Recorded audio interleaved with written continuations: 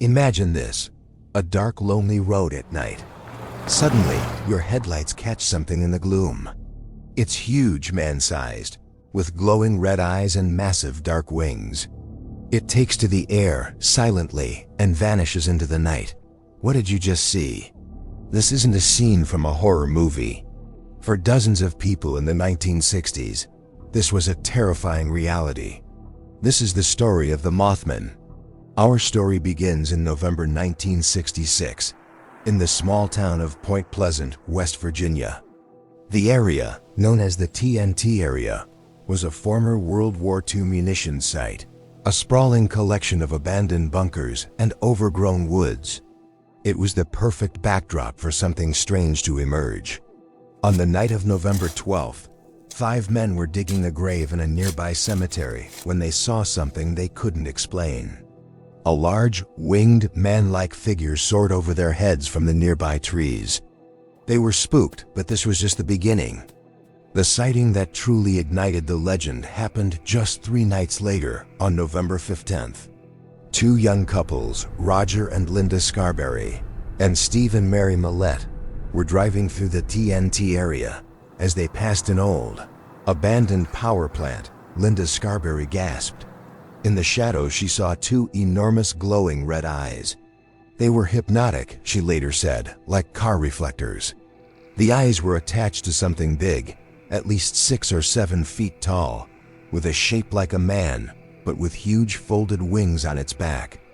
It was gray and seemed to move awkwardly on the ground. Terrified, Roger hit the gas. They sped out of the area, heading for the main highway, Route 62. But they weren't alone. As they looked back, they saw the creature had taken to the sky.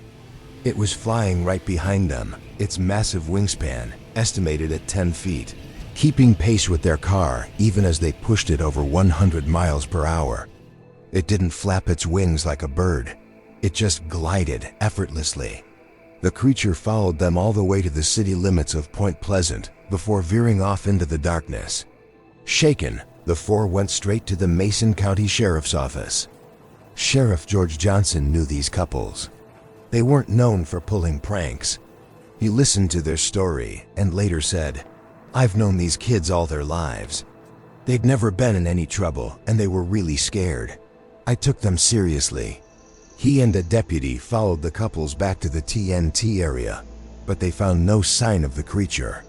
However, the deputy's radio acted strangely, filled with an odd, high-pitched static that cleared up as soon as they left the area.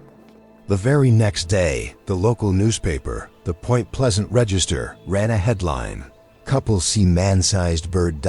creature ... something." The story was out, and it spread like wildfire.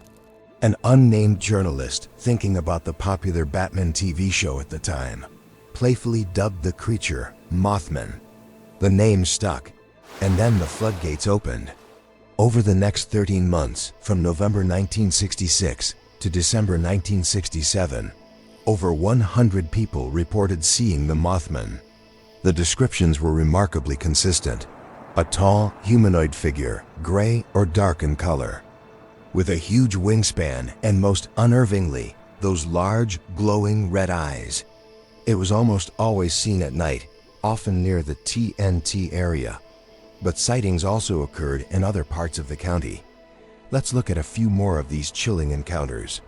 On November 16th, the day after the Scarberry and Millette sighting, a local resident named Marcella Bennett was visiting friends, the Thomas family, who lived near the TNT area. As she was getting into her car with her baby, she felt a presence. She looked up and saw a huge, gray creature with glowing red eyes rising up from behind the car. She was so frightened that she dropped her baby and fell to the ground in a panic. She described it as having a terrible, fearful feeling emanating from it. The creature unfolded its wings and flew away, and thankfully, her baby was unharmed. Another witness, a contractor named Newell Partridge, had a strange experience around the same time. His television screen suddenly went dark and was filled with a strange herringbone pattern. A loud, whining sound came from outside. He went to investigate with a flashlight, and his German Shepherd Bandit took off towards the hay barn. Partridge shone his light towards the barn and saw two big red circles, like bicycle reflectors. He said they were hypnotic. Spooked, he went back inside, and his dog Bandit never returned.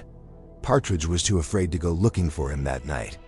The next day, he read about the Scarberry and Millette sighting and realized the date and the description of the eyes matched his own experience.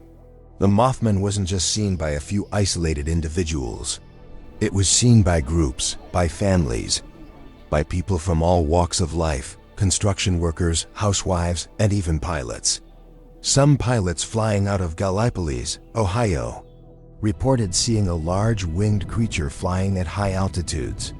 The sightings became a local phenomenon, attracting journalists, investigators, and curiosity seekers from all over the country. One of the most famous investigators to come to Point Pleasant was a writer named John Keel, who chronicled the events in his 1975 book, The Mothman Prophecies. Keel didn't just document sightings. He connected the Mothman to a whole web of other strange occurrences in the area, including UFO sightings, reports of mysterious men in black, and strange prophetic phone calls. The strange events in Point Pleasant came to a horrifying climax on December 15th, 1967. During the evening rush hour, the Silver Bridge, a vital artery connecting Point Pleasant, West Virginia, to Gallipolis, Ohio, tragically collapsed into the icy Ohio River. The disaster claimed the lives of 46 people. It was a national tragedy and a devastating blow to the small community. In the aftermath, the investigation found that the collapse was caused by a single, critical failure in one of the bridge's eye-bar chains. But for many locals, the cause wasn't just structural failure. They believed the Mothman was involved. In the wake of the tragedy, stories began to surface of people seeing the winged creature on or near the bridge in the days and weeks leading up to its collapse. For some, the Mothman was a harbinger of doom, a modern-day angel of death, whose appearance was a warning of the impending disaster. Others believed it might have even caused the collapse. After the Silver Bridge disaster, the sightings of the Mothman in Point Pleasant abruptly stopped. It was as if its purpose there, whatever it may have been, was complete. So the big question remains, what was the Mothman? Let's explore some of the theories, from the mundane to the truly bizarre. The most common skeptical explanation points to a large bird. The primary candidate is the sandhill crane. These are very large birds with a height of up to 4 feet and a wingspan that can exceed 7 feet. They have reddish patches of skin around their eyes, which could, in the right lighting, be mistaken for glowing. A sandhill crane, startled by car headlights and unfamiliar to locals, might look very strange and intimidating. However, many eyewitnesses, including those familiar with local wildlife, were adamant that what they saw was not a bird. They emphasized its man-like shape and the fact that its eyes seemed to be in its head or torso, not on the sides like a bird's. Plus, cranes have to flap their wings to fly, while the Mothman was consistently described as gliding effortlessly at high speeds. Another possibility is a large owl, like a great horned owl or a barred owl. Owls have large reflective eyes and fly silently. A large owl, seen under stressful conditions and distorted by fear, could be perceived as something much larger and more monstrous than it really is. This is known as the owl theory, and it's a popular explanation for many monster sightings. But again, does it really account for a 7-foot-tall creature that can keep pace with a speeding car? The size discrepancy is a major hurdle for this theory. Moving into more speculative territory, some believe the Mothman could be a cryptid, an animal unknown to science. Could a species of large, ringed primate or humanoid have evolved in secret, hidden away in the deep forests of North America? It's an exciting idea, but there's no physical evidence, no body, no droppings, no feathers, no anything to support the existence of such a creature. Then we enter the realm of the paranormal and the extraterrestrial. John Keel, the author I mentioned earlier, believed the Mothman was not a physical creature in the way we understand it.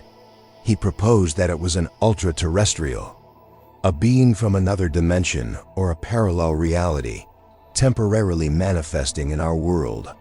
This, in his view, would explain its bizarre appearance, its ability to appear and disappear, and the high strangeness that surrounded its sightings, like the UFOs and men in black.